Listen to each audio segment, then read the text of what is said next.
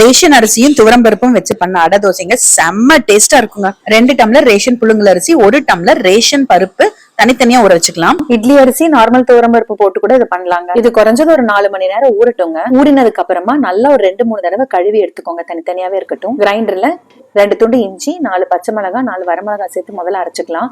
இது அரைப்பட்டதுக்கு அப்புறமா அரிசியை சேர்க்கறங்க. கொஞ்சம் தேவையான அளவு தண்ணி சேர்த்துக்கோங்க.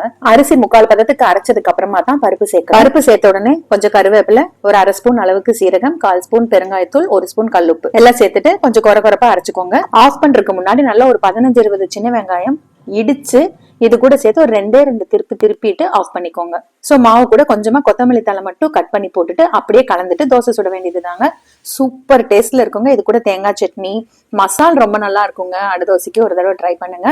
மாவு அரைச்ச உடனேவே நீங்க தோசை சுட்டுடலாம். மாவு அரைச்சு எடுத்ததுக்கு அப்புறமா ரொம்ப கெட்டியா இருந்தா கொஞ்சம் தண்ணி கூட சேர்த்துக்கோங்க. ட்ரை பண்ணிட்டு எனக்கு கமெண்ட் பண்ணுங்க.